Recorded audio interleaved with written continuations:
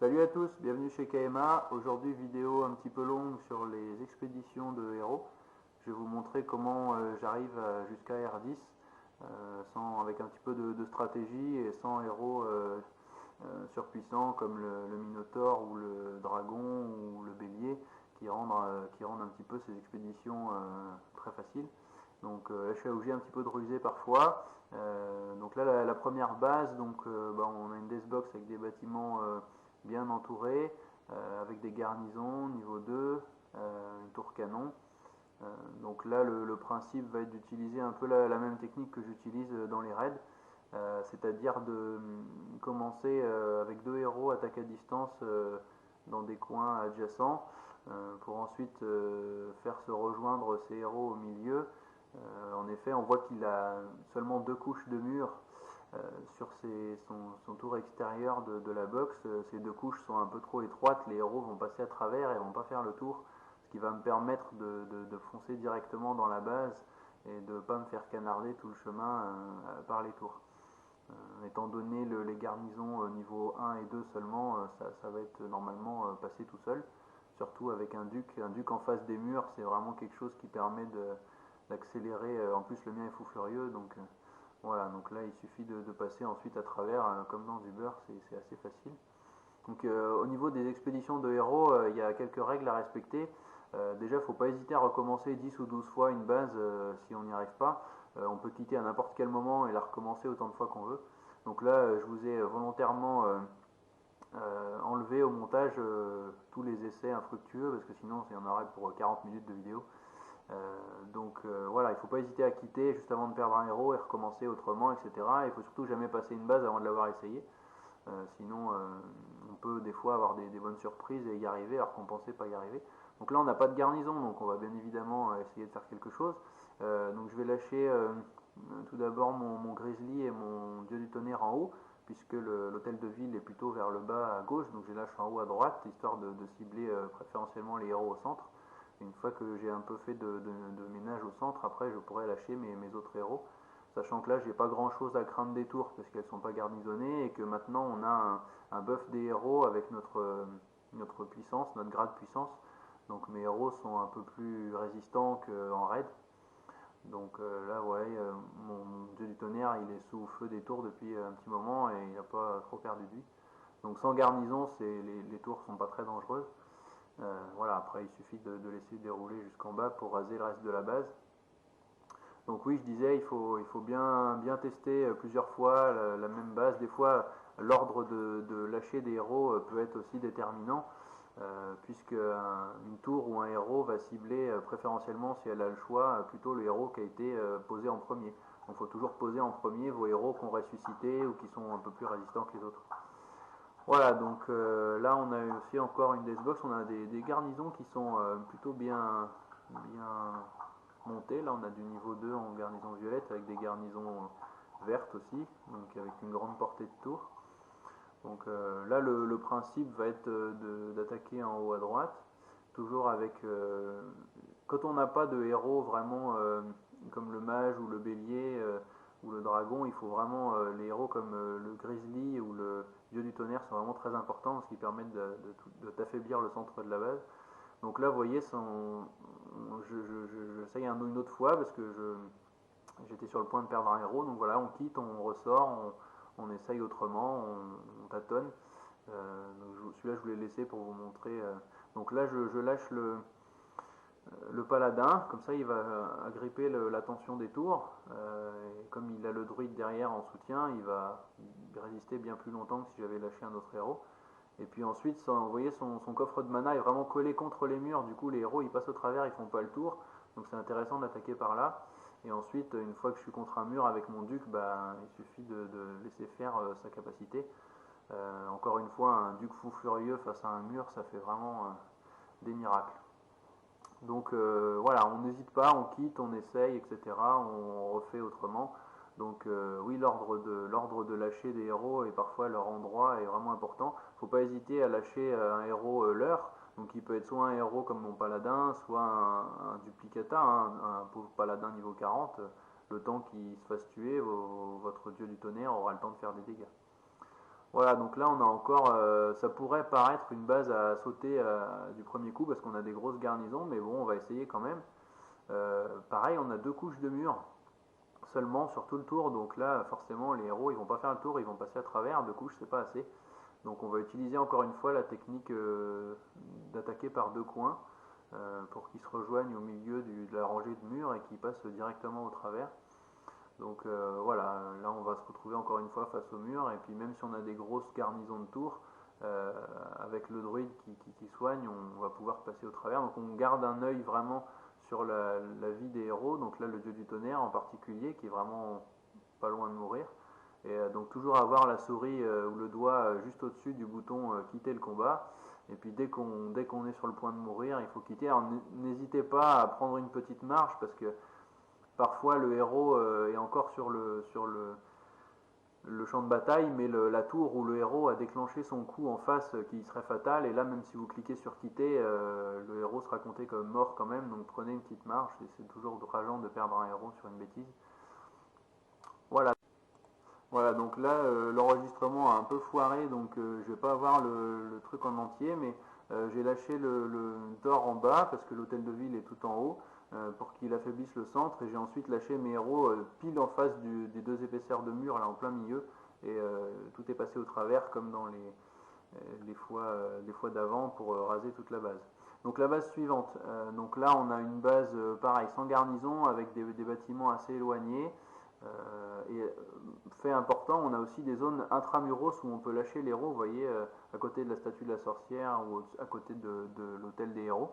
Donc ça va pouvoir nous servir parce qu'on peut lâcher les héros directement dans la base. Alors bien sûr, on va pas le faire tout de suite, on va attendre d'abord d'avoir affaibli les héros adverses. Donc là, on utilise le dieu du tonnerre, qu'on lâche toujours à l'opposé de l'hôtel de ville, bien sûr, et puis le Grizzly Reaper, qui sont les 2 seuls héros que j'ai qui peuvent frapper à distance. Sinon, ça marche très bien aussi avec un bélier ou un mage spirituel.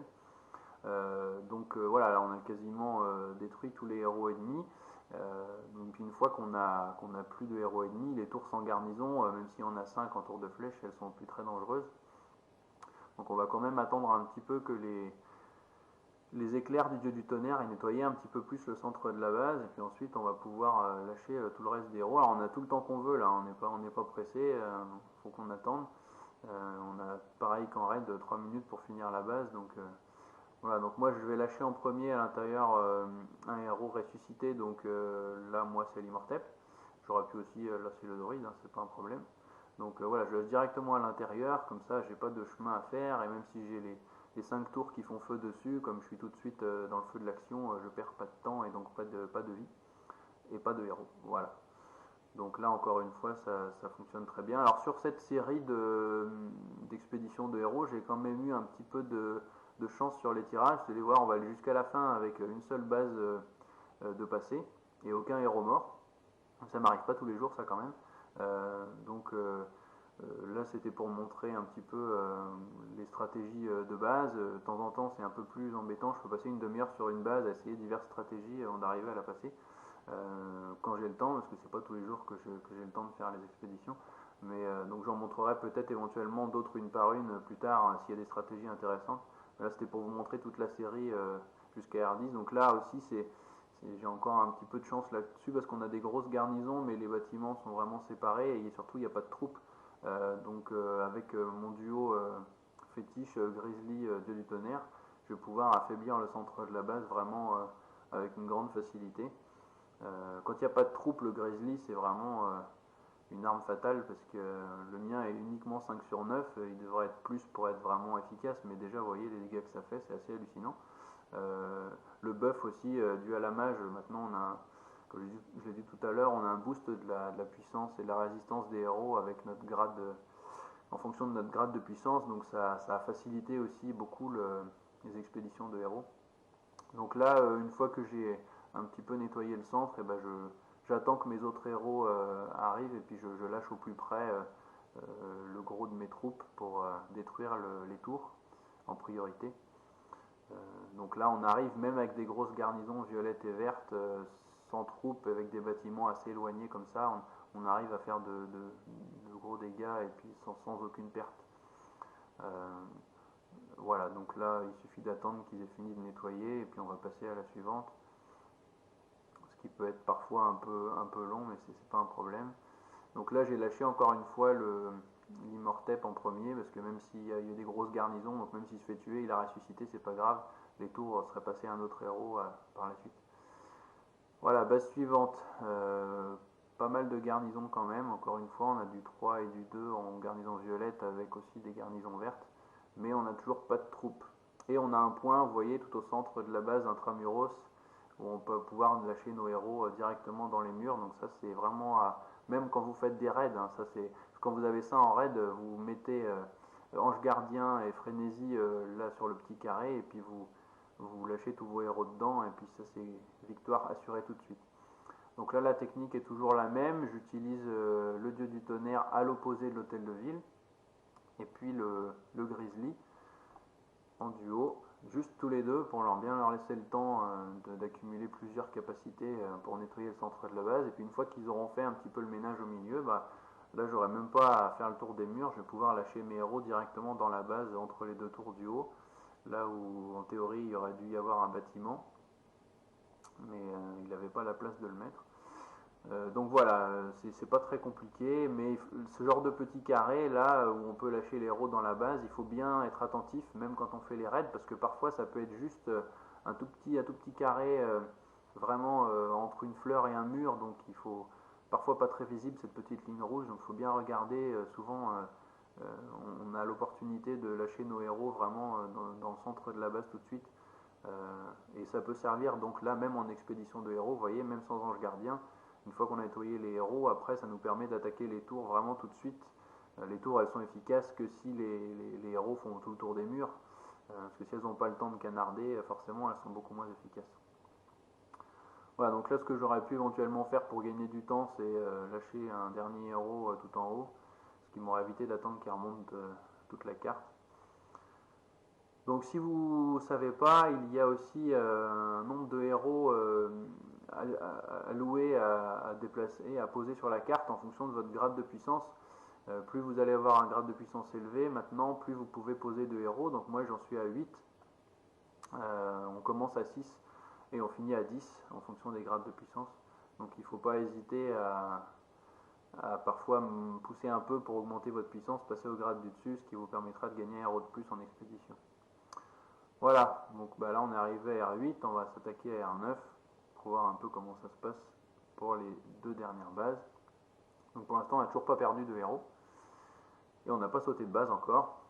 Donc ça c'est la base que j'ai obtenue en R9. Alors celle-là j'ai dû finir par la passer parce que j'ai vraiment pas réussi à trouver de brèche. Il y a vraiment des héros qui sont puissants, il y a des grosses garnisons. La base est très bien étudiée parce qu'il y a 3 rangées de murs autour, puis 2 puis 1, donc les héros font bien le tour. Et comme les bâtiments sont assez rapprochés du centre, c'est pas facile de lâcher des héros comme le Grizzly ou le Dieu du Tonnerre sans se faire canarder par les tours. Donc au final on n'a pas le temps d'affaiblir le centre de la base avant que les héros plongent au centre. Donc c'est vraiment très difficile ce genre de base. Donc là j'essaye avec le paladin pour tanker un peu la tour et puis de lâcher mes héros qui font les dégâts à distance.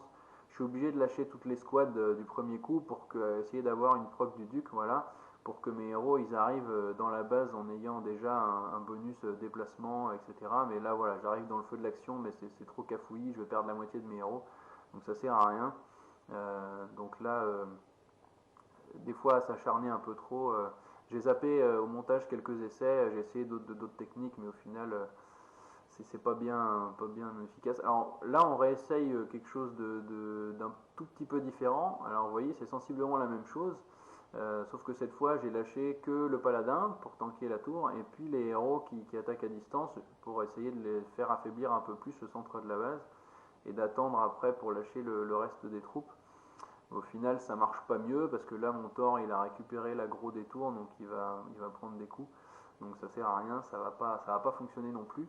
Euh, donc là, j'avais essayé aussi d'autres techniques en attaquant par deux côtés en même temps, etc.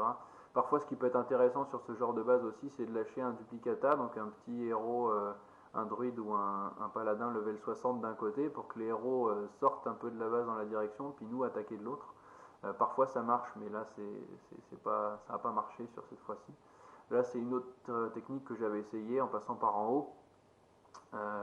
Tout simplement parce que vous voyez en haut on a un bâtiment qui est l'hôtel des héros qui ne retient pas l'aggro. Donc du coup une fois que mes héros voilà, ont fini de détruire les bâtiments extérieurs, ils vont cibler ce bâtiment là, et donc même s'ils sont attaqués par les autres héros, ils vont changer de cible et riposter, ce qui est aussi le cas par en bas. Mais par en haut j'ai le mage, donc j'aurais un peu plus de chance, mais ça marche pas non plus. Euh, le mage était en haut et puis en bas j'avais un minotaure, donc il vaut mieux pas se faire assommer de suite par le minotaure, mais ça va pas marcher non plus. Donc j'ai zappé cette base là pour arriver à celle-ci. Donc là beaucoup mieux, j'ai pas de garnison, donc ça va être beaucoup plus simple. Et puis j'ai des gros amas de bâtiments extérieurs que je vais pouvoir utiliser pour mon Thor et mon Grizzly, pour affaiblir le centre. Alors là, il y a quand même les tours qui font du dégât, elles doivent être de haut niveau. Forcément, on arrive à R9, donc on a probablement des tours au niveau 9 ou 10. Donc je suis obligé de lancer mon druide en soutien un peu du tonnerre. Mon Grizzly, il a drain de vie, donc ça c'est un talent qui est aussi très intéressant sur le Grizzly pour les expéditions de héros, parce qu'il se soigne tout seul. Donc ça, c'est même s'il est que 2 sur 5, le mien, ce serait mieux qu'il y ait un peu plus, mais déjà, ça le rend pratiquement immortel. Donc là, une fois que j'ai commencé à nettoyer un côté, je lâche les autres héros qui vont cibler directement la tour. Et puis comme il n'y a pratiquement plus rien à l'intérieur, ça devient très facile de nettoyer le reste de la base. Donc ça peut être aussi une technique à utiliser, nettoyer un peu les bâtiments et puis lâcher les héros à l'extérieur. Ils vont cibler le bâtiment le plus proche à vol d'oiseau. Donc là c'était la tour dans le coin, du coup ils ont plongé directement dans la base. Même si là on voit qu'on a bien 3 épaisseurs de mur, donc ils ne sont pas passés à travers, ils ont fait le tour. Mais sans garnison, on peut se permettre de faire ça. Voilà, donc on arrive à R10, la dernière. Donc là, c'est un petit peu de la chance quand même, parce que sur une R10, parfois, on a vraiment des bases impossibles. Là, déjà, il n'y a pas de garnison, et puis en plus, on a vraiment des bâtiments extérieurs qui sont une offrande pour le Grizzly ou le dieu du tonnerre. Donc la stratégie va être sensiblement identique à ce qu'on a fait avant. Le seul petit point un petit peu différent, c'est que les bâtiments extérieurs sont pas tout à fait en cercle, ils sont en groupe.